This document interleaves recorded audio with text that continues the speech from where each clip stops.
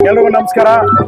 ಇವತ್ತು ಇತಿಹಾಸ ಪ್ರಸಿದ್ಧ ಸೋಮೇಶ್ವರ ಸ್ವಾಮಿಯ ಬ್ರಹ್ಮರಥೋತ್ಸವ ನಮ್ಮ ಅಬ್ಲೂರ್ ಪಂಚಾಯತಿಯ ಗುಡಳ್ಳಿನಲ್ಲಿ ಬಹಳ ಅದ್ದೂರಿಯಿಂದ ನಡೆಯಿತು.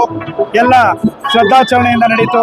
ಆ ಒಂದು ಕಾರ್ಯಕ್ರಮದಲ್ಲಿ ನಮ್ಮ ಶಿಡ್ಲಘಟ್ಟ ವಿಧಾನಸಭಾ ಕ್ಷೇತ್ರದಾದ್ಯಂತ ಎಲ್ಲ ಭಕ್ತಾದಿಗಳು ಕೂಡ ಭಾಗಿಯಾಗಿ ಎಲ್ಲ ಅವರವರ ಕೋರಿಕೆಗಳನ್ನ ಭಗವಂತನಲ್ಲಿ ಹಣ್ಣುಕಾಯಿ ಸಮರ್ಪಿಸೋದ್ರ ಮುಖಾಂತರ ಭಗವಂತ ನಮ್ಮ ಎಲ್ಲ ಕೋರಿಕೆಗಳು ಈಡೇರಿಸಪ್ಪ ಅಂತ ಹಣ್ಣುಕಾಯಿ ಸಮರ್ಪಿಸಿ ಮುಂದಿನ ವರ್ಷ ಇದೇ ರೀತಿ ಬ್ರಹ್ಮರಥೋತ್ಸವ ವರ್ಷಗಳೇ ನಮಗೆ ಆ ಒಂದು ಕೋರಿಕೆ ಈಡೇರಿಸಪ್ಪ ಅನ್ನೋ ಒಂದು ಮಾತನ್ನ ಹೇಳ್ತಾ ನಾನು ಕೂಡ ಇವತ್ತು ಹಣ್ಣುಕಾಯಿ ಸಮರ್ಪಿಸಿ ಆ ಭಗವಂತನಲ್ಲಿ ಕೋರಿಕೆ ಇಟ್ಟಿದ್ದೀನಿ.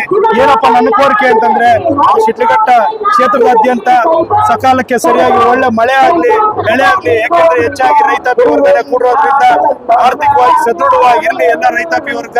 ರೈತರು ಇವತ್ತು ಸುಖವಾಗಿದ್ರೆ ನಮ್ಮ ದೇಶ ಸುಖವಾಗಿರುತ್ತೆ, ನಮ್ಮ ನಾಡು ಸುಖವಾಗಿರುತ್ತೆ, ನಮ್ಮ ಊರು ಸುಖವಾಗಿರುತ್ತೆ. ಹಾಗಾಗಿ ಹೆಚ್ಚಾಗಿ ರೈತರು ಚೆನ್ನಾಗಿರ್ಲಿ ಅನ್ನೋ ಒಂದು ಕೋರಿಕೆ ಇಟ್ಕೊಂಡಿದ್ದೇನೆ.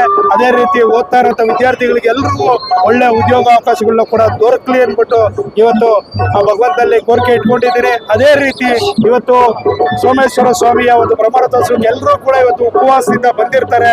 ಬಂದಂತ ಎಲ್ಲ ಭಕ್ತಾದಿಗಳು ಕೂಡ ಯಾರು ಉಪವಾಸದಿಂದ ಬಂದಿರೋದು ಅಷ್ಟು ಹೋಗ್ಬಾರ್ದು ಅಂತ ಇವತ್ತು ಏನು ದೇವಸ್ಥಾನದ ಅಭಿವೃದ್ಧಿ ಮಂಡಳಿಯಿಂದ ಅನ್ನದಾಸೋಹ ಕಾರ್ಯಕ್ರಮನ ಹಮ್ಮಿಕೊಂಡಿದ್ರು.